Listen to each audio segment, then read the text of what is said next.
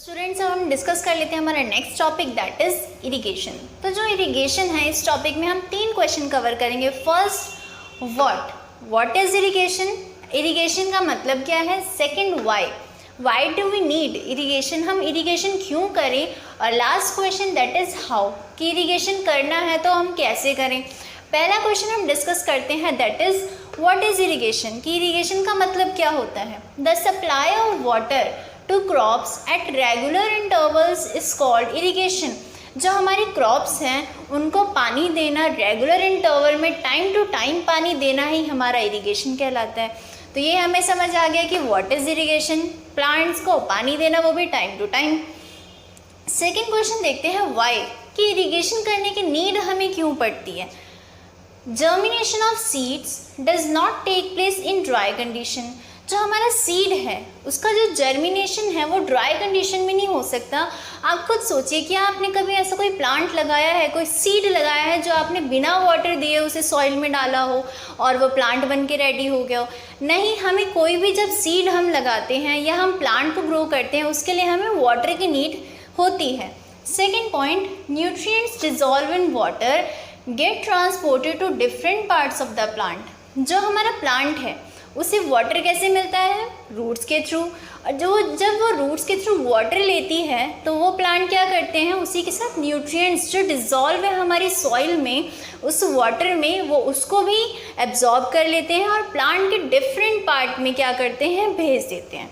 Next point, water also protects crops from Frost and hot air currents. जो हमारा water है वो क्या करता है, जब प्लांट के पास अगर वो काफ़ी ज़्यादा ठंडी कंडीशन में है या ज़्यादा गर्म कंडीशन में है, हमारा वेदर काफ़ी हॉट है या कोल्ड है, ऐसी कंडीशन में भी जो हमारा वाटर है वो हमारे प्लांट को प्रोटेक्ट करता है, प्रोटेक्शन प्रोवाइड करता है। Next, plants contain 90% water and need it for proper growth and development. जो हमारा प्लांट है वो 90% वाटर से ही बना है तो उसे वाटर की नीड तो चाहिए, तभी उसकी प्रॉपर क्या होगी, डेवलपमेंट हो पाएगी और ग्रोथ हो पाएगी। तो यहाँ पे हमने 2 क्वेश्चन देखे that is what is irrigation, second why, हमें इरिगेशन क्यों करना चाहिए। आइए हम देखते हैं हमारा third question that is how, हम इरिगेशन किस तरीके से कर सकते हैं। हम लास्ट क्वेश्चन डिस्कस कर लेते हैं दैट इज़ हाउ, कि हम इरिगेशन करें कैसे, इरिगेशन के क्या क्या मेथड्स हैं। सो जो मेथड ऑफ इरिगेशन है बेटा, हम इरिगेशन को 2 टाइप से कर सकते हैं। एक है हमारे पास ट्रेडिशनल मेथड और दूसरा है हमारे पास मॉडर्न मेथड। तो ट्रेडिशनल जो मेथड है उसमें कौन कौन से एग्जाम्पल हैं, हम किस तरीके से कर सकते हैं, मोट, चेन पम्प, ढेकली, राहत। तो इन चीज़ों से हम कर सकते हैं हमारा इरिगेशन। और जबकि हमारा जो मॉडर्न मेथड है वो है हमारे पास स्प्रिंकलर सिस्टम, ड्रिप सिस्टम। तो इस तरीके से हम जो है इरिगेशन कर सकते हैं, यानी हमारे जो क्रॉप्स हैं उनको पानी दे सकते हैं। तो अब हम डिस्कस कर लेते हैं सोर्सेज ऑफ वाटर, कि जब हमें वाटर प्रोवाइड करना है हमारी क्रॉप्स को तो वाटर का सोर्स क्या क्या है। हमारे पास है wells, tubewells, ponds, lakes, rivers, dams etcetera. तो ये है हमारे सोर्सेज ऑफ वाटर। अब हम डिटेल में बात कर लेते हैं हमारे स्प्रिंकलर सिस्टम और ड्रिप सिस्टम के बारे में। स्प्रिंकलर सिस्टम यूज़ होता है किसी अनइवन लैंड पे यूज़ हो सकता है, as well as flat lands पे भी वो यूज़ हो सकता है। इसमें जो वाटर है वो as compare to normal field कम वाटर यूज़ होता है। साथ ही साथ जो स्प्रिंकलर सिस्टम है ये परपेंडिकुलर पाइपलाइंस आपकी होती हैं खेतों में, जिसके ऊपर एक रोटेटिंग नोजल अटैच्ड होता है। टाइम टू टाइम इसमें जैसे ही वाटर फ्लो करता है इस रोटेटिंग नोजल से पानी आपकी बारिश की तरह पूरी फील्ड पे गिरने लग जाता है। एंड जो स्प्रिंकलर सिस्टम है ये ज़्यादातर कॉफ़ी प्लांटेशंस के लिए लॉन्स वगैरह में यूज़ किया जाता है। Next topic is drip system, की ड्रिप सिस्टम वर्क कैसे करता है। सो जो ड्रिप सिस्टम है ये काफ़ी अच्छा मेथड है इरिगेशन करने का, यानी क्रॉप्स को पानी देने का। सो इस प्रोसेस में क्या होता है, जो हमारी प्लांट्स हैं उनके रूट में डायरेक्टली पानी उसे दिया जाता है और रूट के अलावा और कहीं पानी नहीं जाता। तो इससे क्या होता है, हमारा वाटर वेस्ट नहीं होता और वाटर कंजर्वेशन भी होती है। तो इस तरीके से ड्रिप सिस्टम वर्क करता है। यहाँ पे आपको 2 बातें याद रखनी है। Useful in the region where, ये कहाँ पे यूज़ ज़्यादा किया जा सकता है, जहाँ पे अवेलेबिलिटी ऑफ वाटर कम हो या पुअर हो। नेक्स्ट, वेरी यूज़फुल, किन किन क्रॉप्स को हम ड्रिप सिस्टम के ज़रिए पानी दे सकते हैं।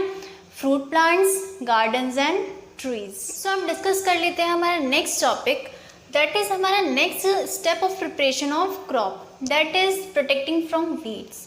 सो इसमें हम 3 क्वेश्चन कवर करने की कोशिश करेंगे। पहला कि व्हाट इज़ वीड, वीड है क्या। Second, why do we need to remove weeds, weeds को रिमूव करने की हमें नीड क्यों पड़ती है। एंड थर्ड, हाउ, कि अगर हम उसे रिमूव करें तो कैसे करें। तो इन 3 क्वेश्चन को हम कवर करेंगे। पहले हम देखते हैं व्हाट इज़ वीड, की वीड है क्या। सो कई बार क्या होता है, हम जब कोई प्लांट या कोई क्रॉप ग्रो करते हैं उसके साथ कुछ ऐसे प्लांट अपने आप ग्रो होने शुरू होते हैं जो कि हमने जिनका प्रोडक्शन करा भी नहीं था, उसी को हम कहते हैं वीड्स। अगर हम इसकी डेफिनेशन देखें, undesirable plants that grow naturally along with the crop are called weed. कुछ ऐसे अनडिजायरेबल प्लांट जो हम चाहते भी नहीं थे, अपने आप हमारी क्रॉप के साथ वो उगने और ग्रो होने शुरू हो गए हैं, उन्हीं को हम कहते हैं वीड्स। और removal of weeds is called weeding. इन्हीं वीड्स को हटाना, रिमूव करना हमारा प्रोसेस जो है, इसको हम कहते हैं वीडिंग। सो हमने देखा कि वीड्स क्या होते हैं और वीडिंग क्या होती है। पहला क्वेश्चन कवर हो गया। सेकंड क्वेश्चन की बात करते हैं, why do we need to do weeding, हमें वीडिंग करने की नीड क्यों पड़ती है। जो अनडिजायरेबल प्लांट है हम उसे क्यों अपनी मेन क्रॉप से अलग करते हैं। सो क्या क्या रीज़न हो सकते हैं। जब हमारा जो मेन क्रॉप है उसे क्या चाहिए, सनलाइट चाहिए, वाटर चाहिए, न्यूट्रिएंट चाहिए। जो अनडिजायरेबल प्लांट है, जो हमें चाहिए भी नहीं, जिससे हमें कुछ भी फ़ायदा नहीं होने वाला, वो क्या करेगा, वो भी सनलाइट, न्यूट्रिएंट, वाटर लेगा, यानी वो कंपटीशन करना शुरू करेगा हमारी मेन क्रॉप के साथ, तो इसलिए हमें उसे हटाना पड़ेगा। सेकंड, अगर हम उसे गलती से कंज्यूम करें या कोई एनिमल उसे कंज्यूम करे तो क्या होगा, वो हमारे लिए काफ़ी पॉइजनस भी हो सकता है। सो weeds compete with the crop plants for water, nutrients, space and light. So इसके लिए क्या करेगा, वो मेन क्रॉप के साथ compete कर सकते हैं। Second, some weeds interfere even in harvesting and may be poisonous for animal and human being. सो ये हमारे लिए कुछ पॉइजनस भी हो सकते हैं। और हार्वेस्टिंग यानी कि जब हम अपनी क्रॉप को कट करके रखेंगे तो उसमें भी हमारे लिए काफ़ी प्रॉब्लम ये क्रिएट कर सकते हैं। तो बेटा हमने यहाँ पे 2 क्वेश्चन देखे, व्हाट इज़ वीड, वीड है क्या, and second why do we need to do weeding, हमें क्यों करनी चाहिए। अब हम बात करते हैं हमारे थर्ड क्वेश्चन की, दैट इज़ हाउ, हम वीडिंग करें कैसे। सो डिस्कस कर लेते हैं हमारा third question, that is how can we do weeding, हम वीडिंग किस तरीके से कर सकते हैं। तो बेटा वीडिंग करने के अलग अलग तरीके हैं। पहला, हम क्या कर सकते हैं, जब हम सीड लगा रहे हैं उससे पहले ही हम टिलिंग कर लें। टिलिंग करने से क्या होगा, अगर हमारी सॉइल में किसी भी तरीके का अनवांटेड कोई सीड ऑलरेडी है, कोई रूट्स पनप रही हैं, वो क्या होगा, अपने आप ही हमारी मिट्टी में मिक्स होके क्या हो जाएगा, ड्राई हो जाएगा और अगेन ये वीड वाली कंडीशन आएगी ही नहीं। पहली बात ये हो गई। सेकेंड थिंग, हम क्या कर सकते हैं, हम उस पर कुछ केमिकल्स छिड़क सकते हैं जिनको हम वीडीसाइड कहते हैं। वो केमिकल हमारे प्लांट को कोई हार्म तो नहीं पहुंचाएगा, पर जो वीड्स हैं, अनवांटेड प्लांट्स, उनको क्या कर देगा, पूरी तरह से ख़त्म कर देगा।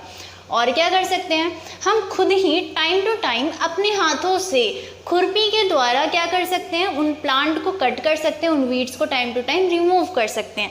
सो ये हम काम कर सकते हैं वीड को रिमूव करने के लिए। First, tilling before sowing of crops helps in uprooting and killing of weed.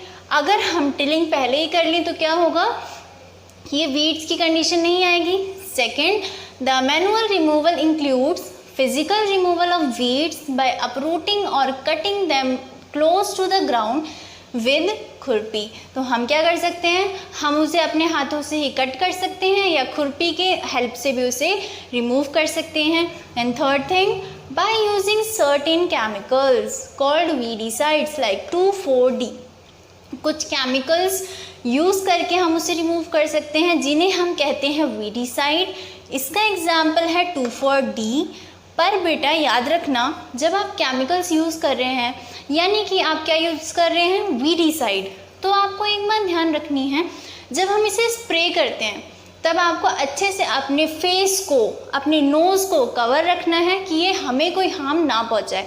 तो हमें ये बात इसमें बहुत ज़्यादा ध्यान देनी होती है। इससे क्या होता है, जो स्प्रे कर रहा है उसे हार्म पहुंच सकता है, इसलिए हमें अच्छी तरीके से अपने फेस को कवर करके ये काम ज़रूर करना चाहिए। तो ये था हमारा टॉपिक दैट इज़ वीडिंग। सो अब डिस्कस करते हैं हमारा 6th step that is harvesting. यानी कि इतनी मेहनत के बाद फाइनली हमारी जो क्रॉप है वो बन के रेडी हो चुकी है, पूरी तरह से मैच्योर हो चुकी है। अब हमारा काम क्या है, अब हम उस क्रॉप की कटाई करके रखेंगे, यानी उसे कट करके रख लेंगे। इस प्रोसेस को हम कहते हैं हार्वेस्टिंग।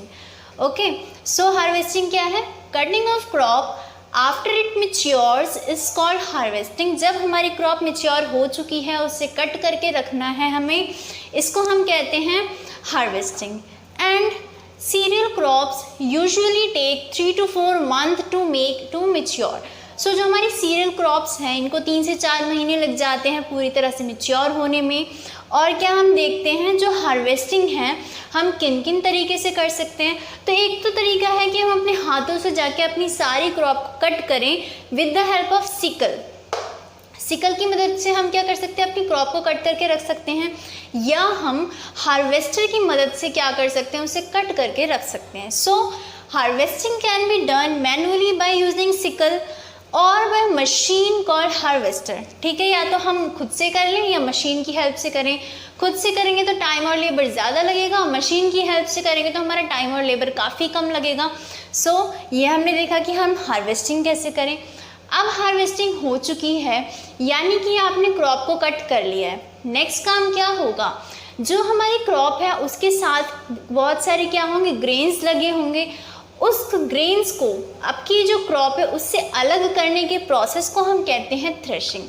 थ्रेशिंग कैसे कर सकते हैं, हम क्रॉप को लेते हैं और किसी वुडन टेबल पे या किसी भी स्टोन पर उसे बीट कर सकते हैं। बीट करने से क्या होता है, जो ग्रेन्स हैं वो अलग हो जाते हैं।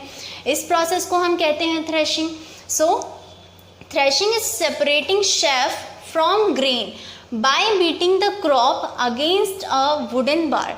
सो जितना भी शेफ वाला पोर्शन है, यानी जितना बेकार का पोर्शन है, और उसे ग्रेन से अलग करने के प्रोसेस को हम कहते हैं थ्रेशिंग।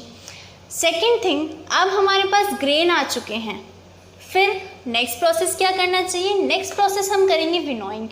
क्यों, क्योंकि जब हमारे पास ग्रेन है उसके अंदर अगेन कुछ शेफ मौजूद है, कुछ भूसा मौजूद है, उसको हम नेक्स्ट प्रोसेस विनोइंग के थ्रू करेंगे। विनोइंग में क्या होता है, इस प्रोसेस में हम थोड़ी सी हाइट से जो हमारे ग्रेन्स है उसे नीचे गिराते हैं। जब वो नीचे गिरते हैं, वो एयर करंट के थ्रू उसमें से जो शेफ है वो वहाँ से हल्के शेफ उड़ के उनसे दूर हो जाते हैं। सो इस प्रोसेस के थ्रू हमारे ग्रेन्स और हमारे शेफ अलग अलग हो जाते हैं। So winnowing separates the husk from the seeds by blowing air through. So इस तरीके से हमने कर दिया विनोइंग। और there is a machine called combine. एक मशीन है जो कंबाइन है, जो कि works as harvester as well as thresher, जो हमारी थ्रेशिंग का काम भी कर रही है और हार्वेस्टिंग का भी काम कर रही है। देख सकते हैं आप, थ्रेशिंग एंड हार्वेस्टिंग यानी कट भी कर लेगी और साथ साथ उनके जो ग्रेन्स है उसको आपके जो हस्क पार्टिकल हैं या हमारे शेफ हैं उससे एकदम अलग भी कर देंगी। तो ये हमने देखा हमारा कंबाइन का काम।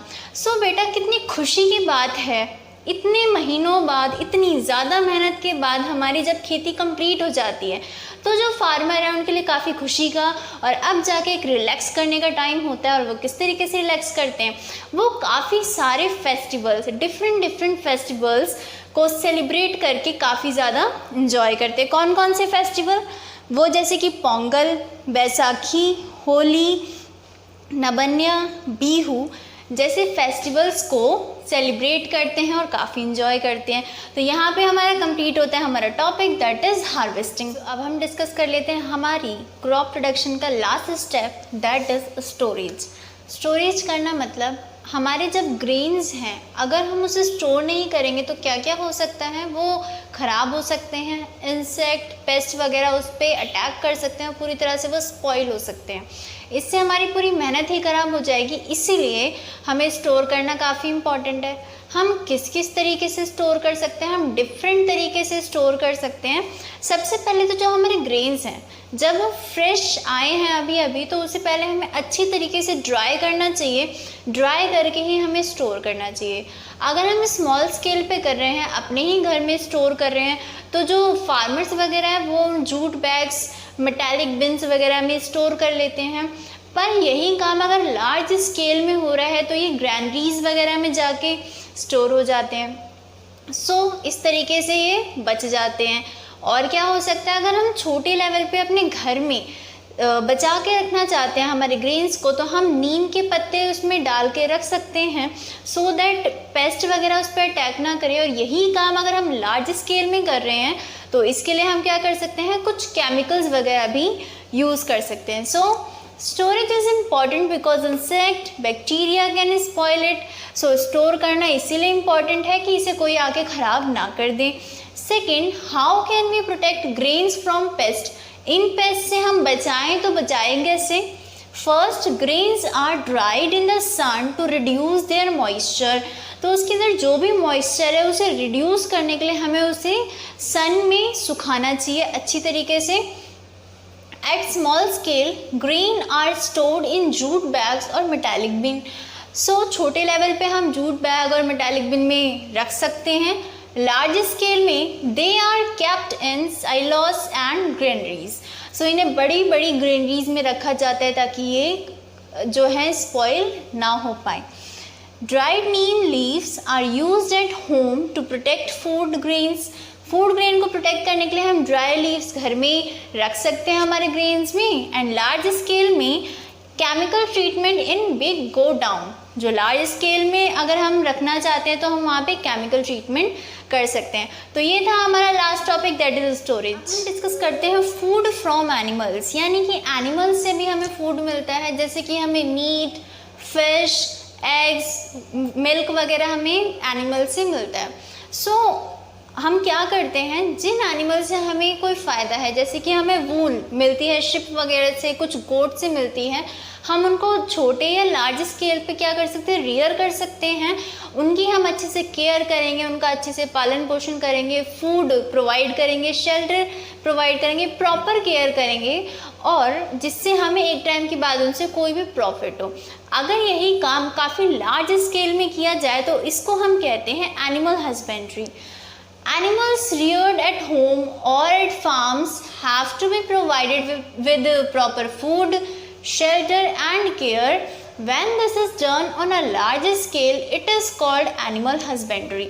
तो हम ये छोटे स्केल पे भी कर सकते हैं, काफ़ी लार्ज स्केल पे भी ये काम कर सकते हैं। हमें उन्हें प्रॉपर केयर प्रोवाइड करनी है और इस प्रोसेस को हम कहते हैं एनिमल हस्बेंड्री।